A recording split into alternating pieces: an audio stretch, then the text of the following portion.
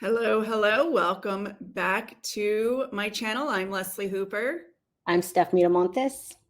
And today we're going to be reacting to another Dr. John Delony, therapist out of Nashville, Tennessee. Steph, I'm not going to ruin all the fun for you in advance. You're just going to have to go into this one with your ears and eyes wide open. How do I know when to let my 13-year-old daughter control her own health and nutrition? She's been struggling with weight for so many years. We have tried everything. You tell parents how we put bricks in our kids' backpacks all the time. So how do I help her? Do I stop? And if she gains 600 pounds, do I make it her choice?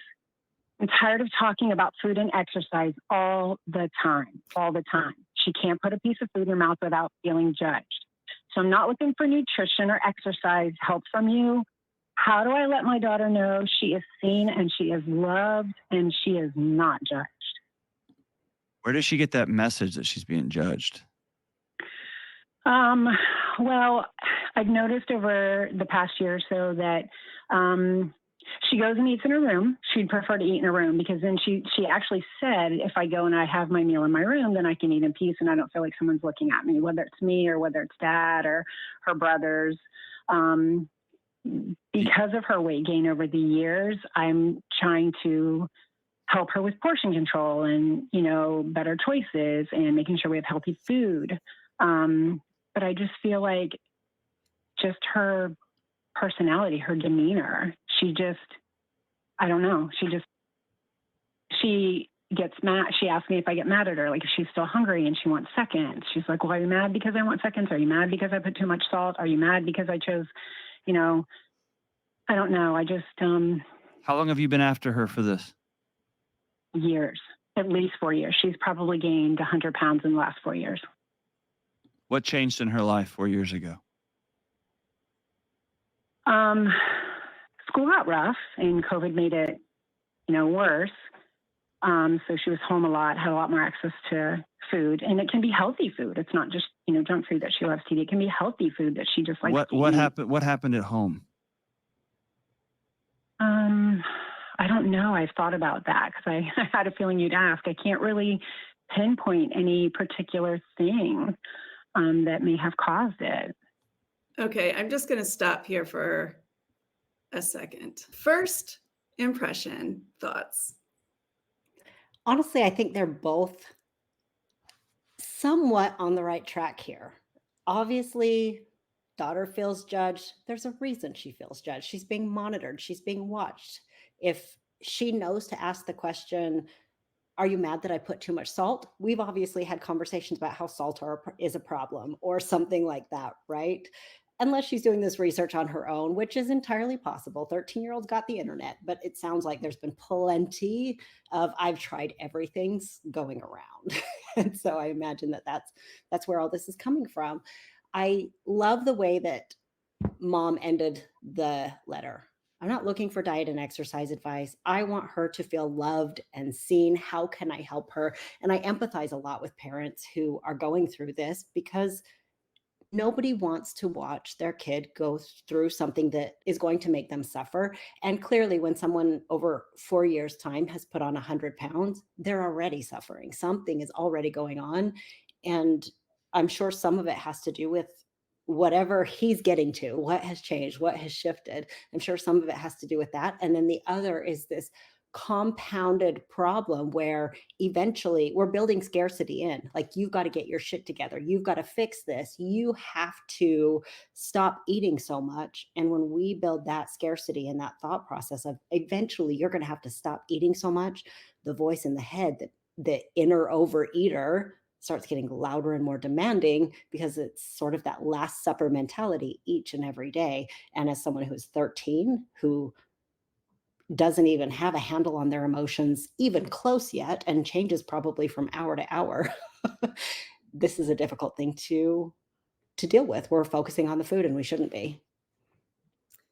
Yeah, it's a tough situation. My gut reaction is she's being food policed. In her little mind, she doesn't know how to communicate that she just wants to be loved.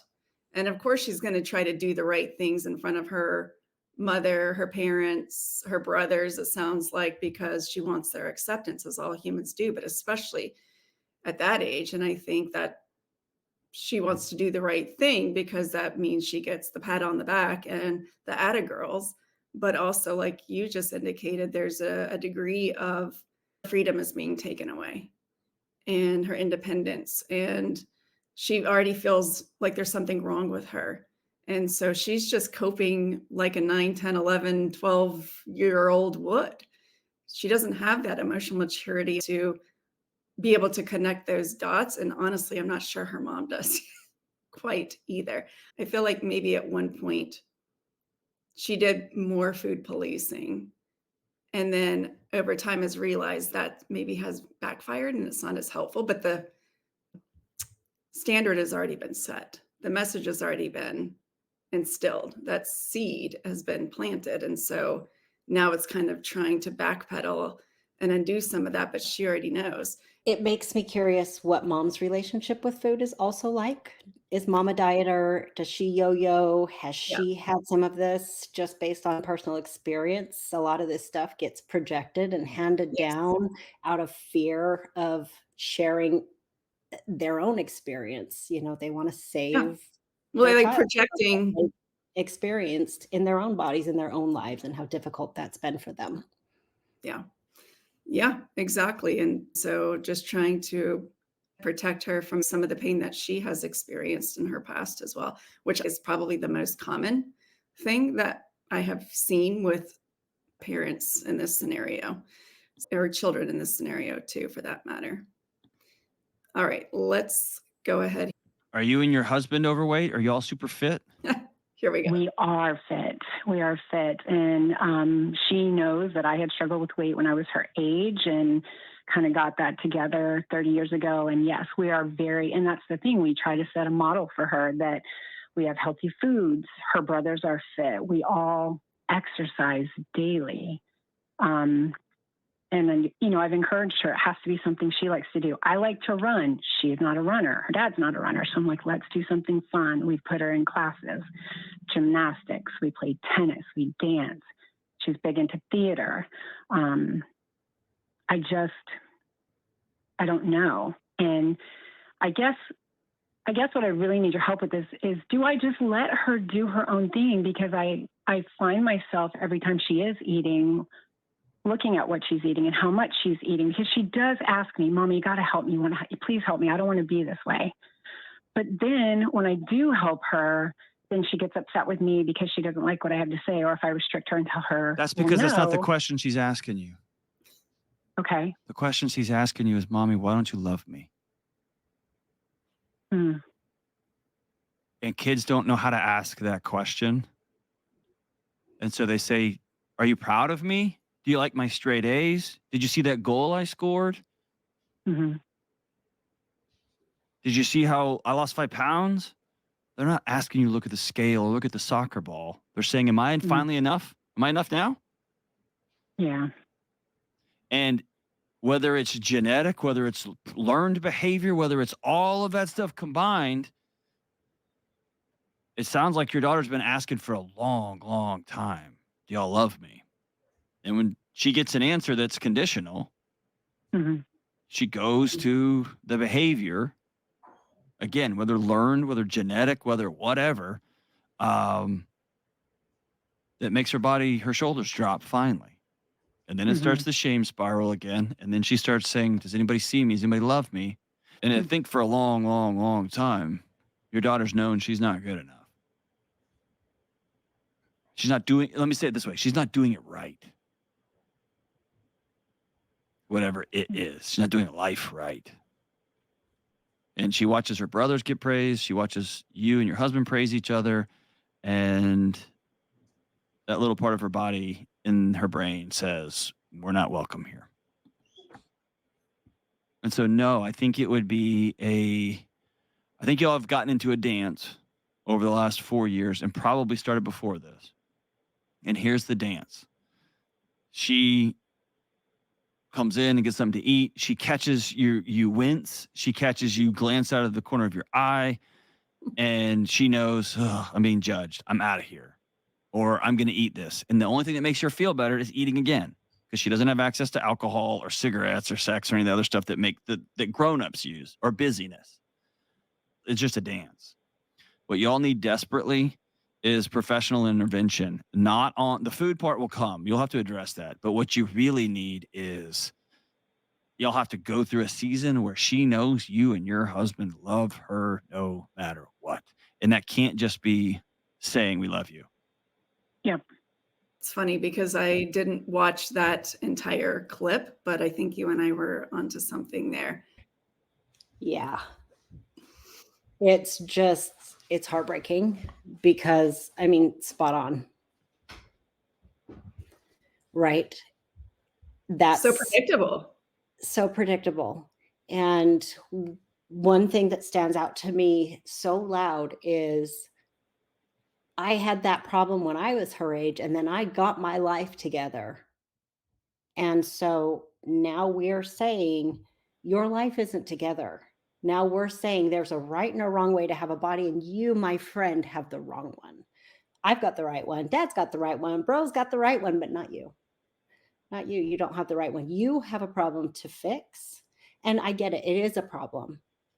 But just the very language of, I overcame this, I fixed myself, and now I got my life together, says that at 9, 10, 11, 12, 13 years old, you don't have your life together. Well, no shit. Like, you're not good enough. You should probably do something about that.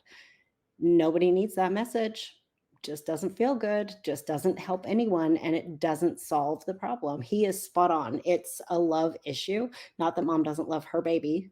I know mom loves her baby. She's just trying Well, to. the baby doesn't feel it. That's Right. the problem. Right. So it is a very difficult circumstance because mom is trying to communicate her love through a way that the daughter, it's totally missing the target. And her way of showing love is by caring about what her daughter's putting into her mouth, how much, what ingredients. And as John laid out, she just wants to feel accepted for who she is today, right now, regardless of what her body is. And it probably feels like she has to earn it. And the only way to get it is by checking those boxes or being a good girl with her food. And so it's just easy to see how this happens so early on in life and can follow them all the way into adulthood.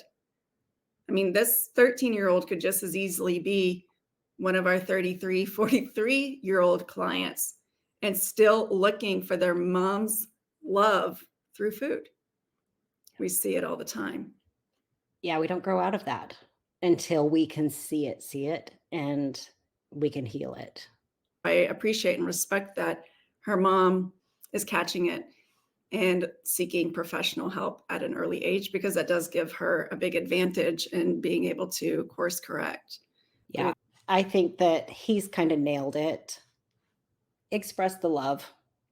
Express that you love them, and do it in so many ways outside of the food conversation, so that if food conversations do come up and they come up from their end, like, you don't need to police your kids' food. You really don't. It's fine for you to model. It's fine for you to set a healthy example and things of that nature. But kids go through a lot of different changes with their relationship with food anyway. And when you project your stuff onto them and make it mean that just because they're eating a bunch of stuff that you gained weight on when you were a kid, or eating in a way that you gained weight when you were a kid, that doesn't necessarily mean they're going to. They're just eating some stuff. They eat with their friends, they eat around the TV. There are so many different things. So fine, be the model that you need to be. But when the conversation comes up, we've got to put the trust back in and just say things that are like, you can trust yourself. You've got this. You are doing great. I love you so much. Is there anything specific you want to know? I don't think we need to shy away from conversations with our kids about nutrition, but in this particular case, we got to just cut ties with that whole, let me attach your self-worth to your food performance. All right. Well, that is it for us. If you found this particular reaction helpful and are interested in seeing more, then be sure to subscribe and turn on your notifications on your way out. Bye, y'all.